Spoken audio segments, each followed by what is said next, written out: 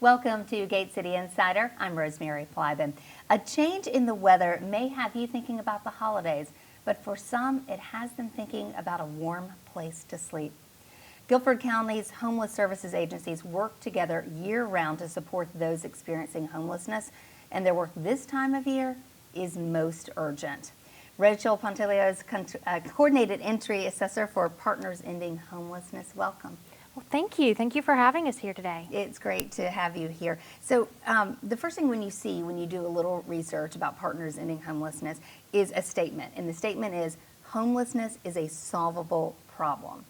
Okay, so that's the question, how, right? Yeah. So that is the big question, is how, and I think it's I guess the best way to put it would be in our logo. If you look at our logo, it says to connect, support, and advocate for our clients. So not only connecting clients directly with the resources, but connecting the community together and getting the community to understand what homelessness is and to really come together as a community to figure out how we can best help our clients who are in need of services. Okay, so homelessness, you said you have to understand what it is. So what is it? So homelessness is often different than what people may think it is. Homelessness has a federal definition. And so by the HUD guidelines, homelessness is to be literally homeless. You have to be living outside or in a place not meant for human habitation, such as a car, or in an emergency shelter for at least 7 days. So there are different definitions of homelessness.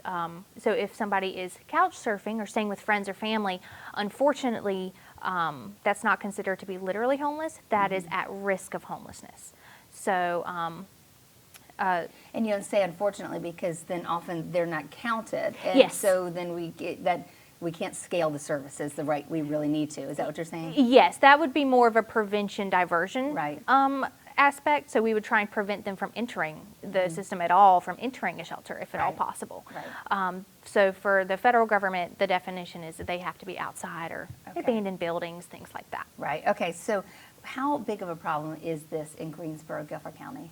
It's a bigger problem. It's a lot of it's not seen. So with the point in time count, every year there's a point in time count as mandated by the federal government, and we go out with volunteers and the other agencies and we count who's outside on any given night. And the 2021 was over 600 in Guilford County alone. So that is a lot. So how has COVID changed things? Is that up? Is that from the years past? Or about the same? I can't really speak to, how has it maybe changed the numbers, but I can tell you it's changed the services a lot. So for example, one major change is the public health department has done a fantastic job responding to COVID. Right. And they opened the Guilford County Quarantine Hotel. So for anybody going into any shelter in our community, they have to go under quarantine if they have not been fully vaccinated. Okay. And the Guilford County Public Health Department is paying for all of it. Not a single dime comes out of it. They pay for a hotel room, the tests, and the meals. Wow. So that's been a big response, big change in our system. A lot of change, definitely. So tell me, what do you do as Coordinated Entry Assessor? So as Coordinated Entry Assessor, my job has changed along with COVID. So my job is to assess these clients. So Coordinated Entry's main goal is to make it to where there's no wrong door approach.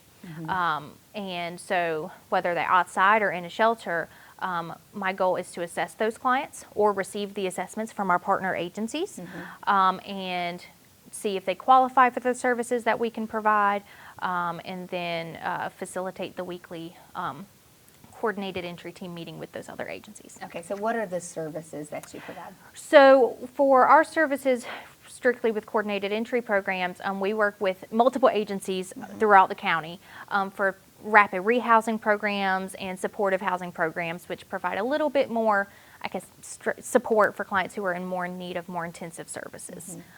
So that's what we kind of coordinate is those programs. And so do most people, as far as referrals, as far as the clients you see, or did they call you, or most of them referrals from other agencies? And how do people find you and actually get into this system to try to change their situation? Yeah, so it's really a combination. It's, I receive referrals and assessments from other community agencies. And then also we have people call our hotline number and say, I'm living outside, I've been outside for so long, or, explain their situation, and then we'll go out and meet them wherever they're at. The goal is to meet them where they're at. And we have that line, that phone number on your screen right now, 336-553-2716. Yes. Rachel, will you share a story of just about kind of why you do this work and why it's meaningful to you? Yeah, so I think it just makes it meaningful when you see somebody who's been outside for so long, just finally have their own spot. And I think it makes it really meaningful because I love the community coming together. And coordinated entry is truly a community effort. It's all of the agencies working together. So it's really awesome seeing all of the agencies come together to really help somebody. And that's what really makes this work worthwhile. You have to have that to make it work, right? Yes, it would not work without all of the community agencies working together. And at all. As far as can you think of someone who has been outside for a certain amount of time and then found a home or found some permanent housing or more stable housing? Like how long from the time that they were first, homeless to the time that they were able to find a place? Well, there's been so many. I can't release any names or anything, but there have been multiple instances where they've been outside at least 1, 5, 10 years. Wow. And sometimes it's really interesting because they've never been connected to our services before at all. So that's really what makes it worthwhile, is just seeing them come into a home and just have a place to sleep with a roof over their head.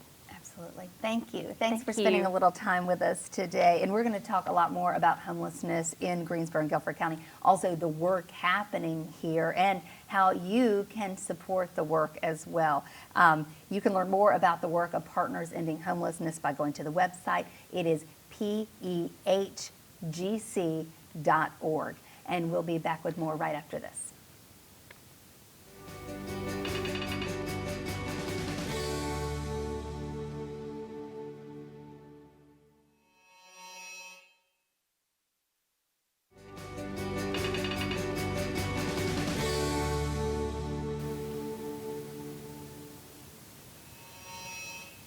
Welcome back to Gate City Insider. Today we are talking candidly about homelessness and the work happening here to support and solve the problem. Jessica Littleton is Street Outreach Manager for Partners Ending Homelessness. Welcome. Thank you for being here today. Thank you for inviting us. Can you walk us through what someone experiencing homelessness faces from the very beginning?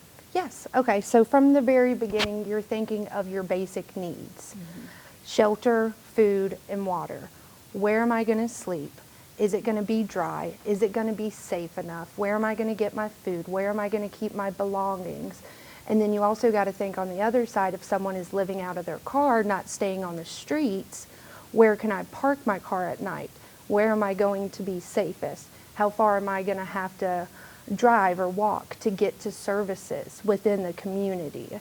You got a lot of things coming at you at once, and then you're also dealing with the stigma that comes around homelessness.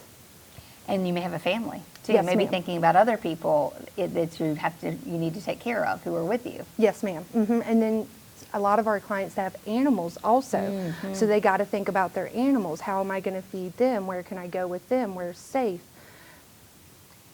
There's a lot. Yes, as you ma'am. said, a lot There's of a you lot coming to take into into all at one time, consideration. right? So how do you meet our neighbors who are facing this? And how is that first point of contact?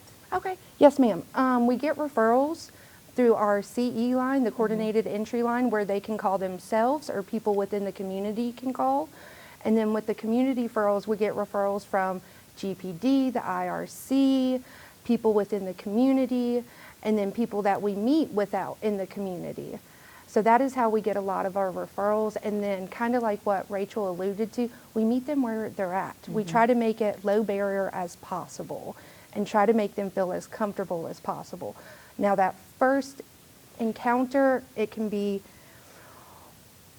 welcoming and inviting, and they want to talk to you, and then also they can be very standoffish, and they really don't want much of anything to do with you. Right, So hard you to gotta, trust. Yes, ma'am. So you got to build that rapport with them to get them to open up and get them to be willing to work with you. Okay, so tell me exactly how your job fits into this whole process. Okay, yes, ma'am. Street outreach is just like a little branch under coordinated entry. We go out within the community and identify individuals and families that are literally living on the streets. They might be sleeping on the sidewalk, sleeping in a tent, sleeping in their car. We go out and we connect with them and try to build that rapport, build that trust, provide case management, and connect them to the housing resources within the community, or really just any basic needs that they might need. We try to help connect them to it. That's a lot, and that's heavy on you every day to go out and do that. I know just as well, because you make connection with our neighbors. Yes, ma'am. And so, can you share a story about how that has touched you and really kind of what that means or what that's like? Yeah. Kind of bring it home for people watching. Since I've started, I'd say one of the biggest stories that kind of sticks out to me is my first client moving in. I can't say his name or anything, but we'll just say Bob. I met Bob at his campsite. He had been living in his tent for a year and a half. He has lost his job due to COVID, and he has no resources. His parents has passed away. He's kind of out there on his own, and he gets connected with us by calling the coordinated entry line. And So we he follow called up. first, yeah. Yes, ma'am. Okay. He reached out to us looking for help.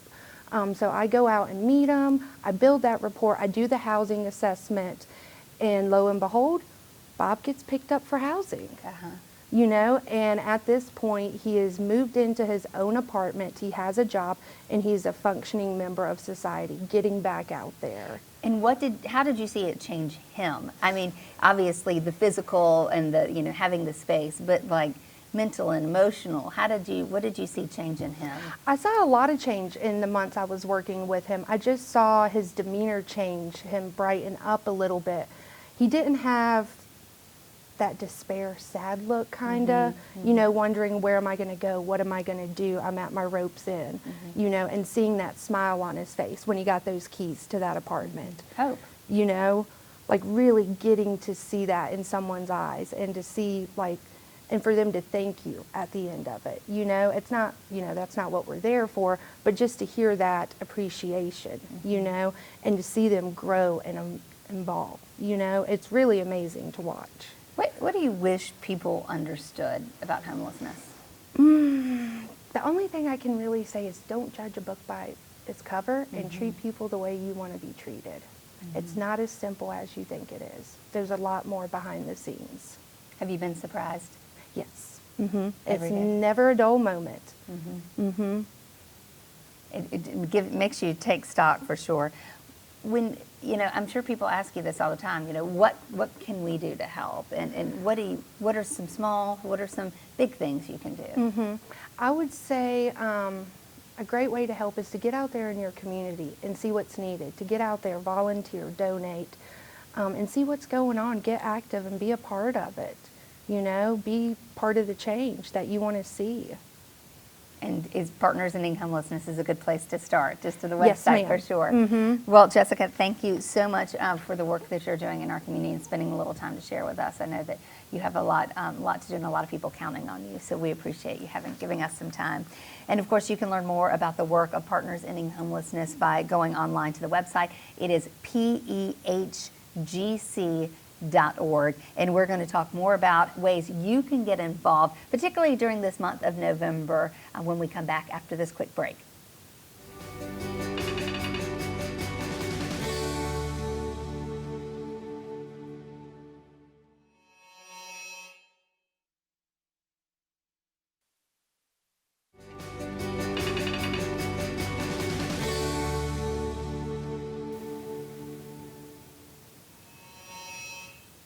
Welcome back. As the seasons change, homelessness begins to get more attention. But the fact is, homelessness is a problem year-round in every season.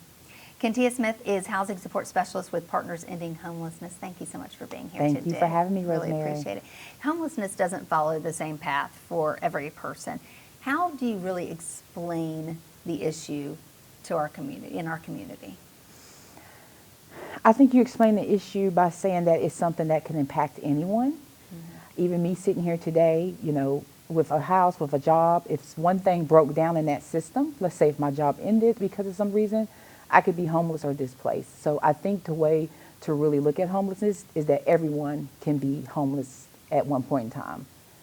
It just depends on, whatever happens as far as that life situation. How did you end up in this job?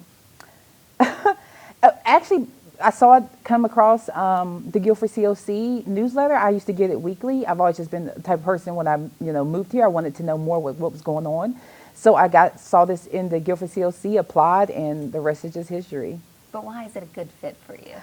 I love helping people. And I self-disclose this, I am actually visually impaired myself. And so I always have had an understanding of two things. One, what it's like to be a client. Two, what it's like to have things that you are in need of as far as services to make your life be of a higher quality. So I love something that allows me to help people that are really in a low point of their life gain something that's going to get them to a place of self-sufficiency.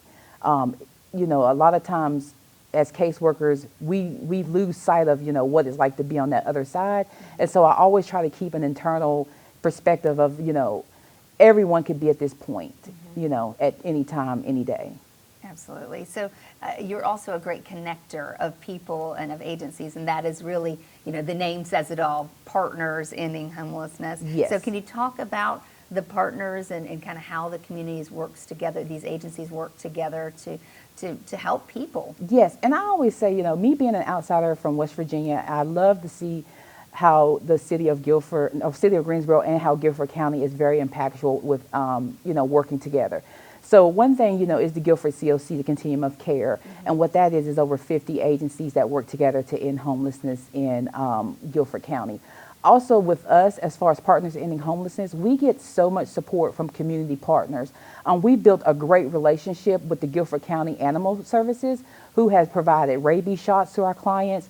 We've built a great relationship with private donors who gave to our Home Run for Homelessness, such as Pizza Hut of Greensboro, a lot of different agencies that, had their own nonprofits, such as Room at the Inn, donated to our program. So we work with anybody. When you hear the word partners, we will partner with anyone. We've even got contacted by high school students. I really want to promote them because they are so wonderful. They're called the World Changers, and they have reached out to us so many times to just do little things as far as make Christmas gifts for our clients in the shelters.